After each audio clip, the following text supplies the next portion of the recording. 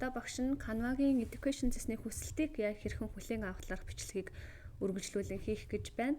За эхлэх эхлэхээс өмнө эхлээд анхааруулах зүйл гэвэл хүүхдүүд маань сургуулийнхаа нээж өгсөн Gmail хаягийнхаа пассвортыг байнга мэдэж байх шаардлагатай байна. Ээж аавууд маань мэдгүй байх юм бол сургуулийн админаас дор 103 цуудаг админаас нэг удаагийн уртаа нууц код аваад тэрийг солихдоо хүүхдийнхээ мартгааргүй нууцыг болгож солих хэрэгтэй. Нуцны дугаар нь ч юм уу аль эсвэл хүүхдүүдийн маань нөгөө нэг тоглодог Roblox энтрийнх нь пассворттай ижил байдаг ч юм уу асууж агаад. Тэг хүүхэд мартахгүй байх нь цаашдаа маш олон хичээлийн туршид ашиглагдах програм янз бүрийн зүйл дээр зайлшгүй ингээд Google аккаунт бүртгүүлж орж иж нэвтэрж орох шаардлагатай зүйлсүүд их байдаг учраас энийгээ мэдэхгүй болохоор хүүхдүүд маань нэвтэрж орж чадахгүй ингээд хичээлээс хоцрох тохиолдлууд гардаг. Тэгэхээр энэ дээр эцэг эхчүүд хүүхдүүд маань аль болох бүгдээрээ сайн анхаарат өгөөрэй.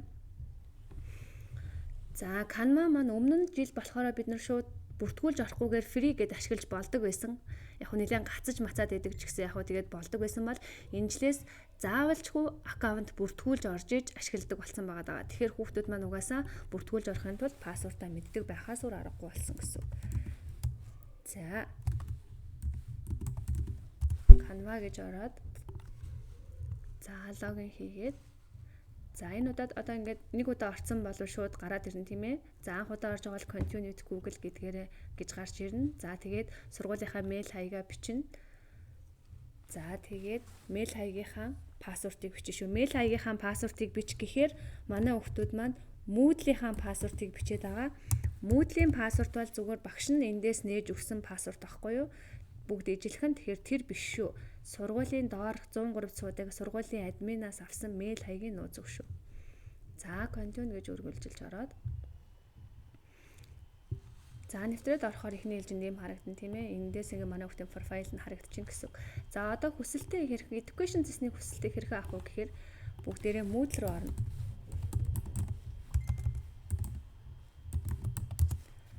За Nest Moodle.com гэж заавалчгүй бичиж орно шүү. Зүгээр Moodle.com ч юм уу эсвэл зүгээр Nest Moodle гэж биччих юм бол өөр юм гарч ирээд идэг.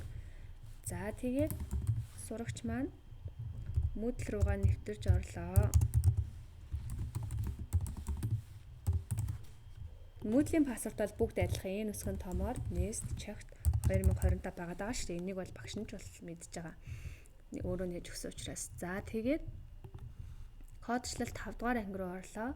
За энэ хичээлд хэрэглэгдэх файлууд гэдэг дээр одоо жишээлбэл энэ code.org-ийн нэвтрэх нэр нууц үг, за type.com-ийн нэвтрэх нэр нууц үг гэх мэт зүйлүүдийг хүүхдүүд нөгөө цаасаа мартсан тохиолдолд багш нь эндээс хараарай гэдээ бас давхар оруулаад явдаг.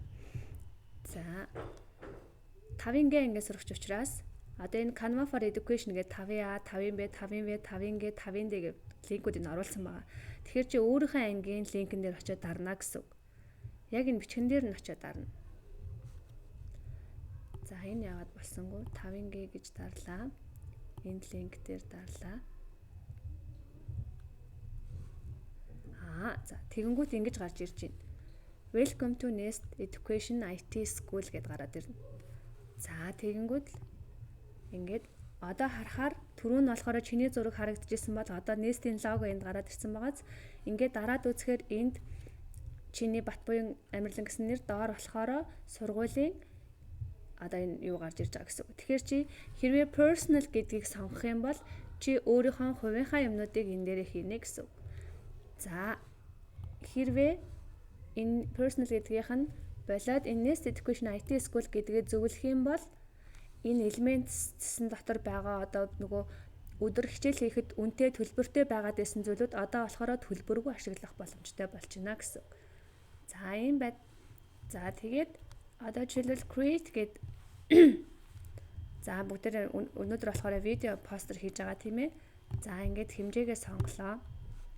За жишээ болгоод багш нь ямар нэгэн зүйл оруулах юм. За elements гэсэн дээр дарлаа.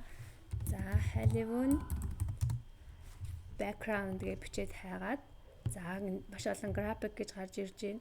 Videos гэж гарч ирж байна. За одоо өдөр бол ингээд чар тэтэмний зурагтай байгаад төлбөртэй байгаадсан бол одоо ийм education гэсний юм лого буюу малгайны логотой сурагчийн малгайны логотой болсон байгаа даа.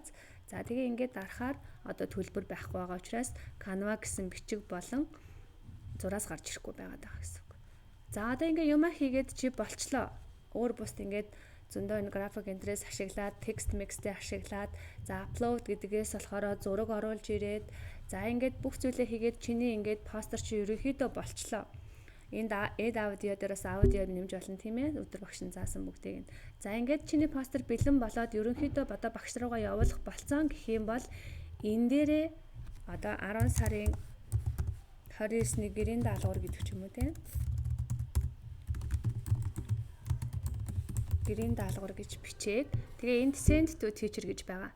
Send to teacher гэдэг дээр дараад эндээс хэн багш руу явуулах вэ гэдгээ сонгоно. За тэгэхээр Бямб Жалгаанбат гэдэг багшаа сонголоо. За тэгээд энэ дээр багш руугаа бичих фидбек байвал бичиж болно. За тэгээд send дарчин гэсэн. За одоо ингээд waiting feedback буюу багш нь одоо шалгахыг хүлээж байна гэсэн юм горимд шилжчихлээ гэсэн. За тэгээд чи багш руугаа сургуулийнх биш өөрийнхөө хувийн юмаа хийн гэвэл түрүүн яаж ашиглахыг мэдэж авсан тийм ээ.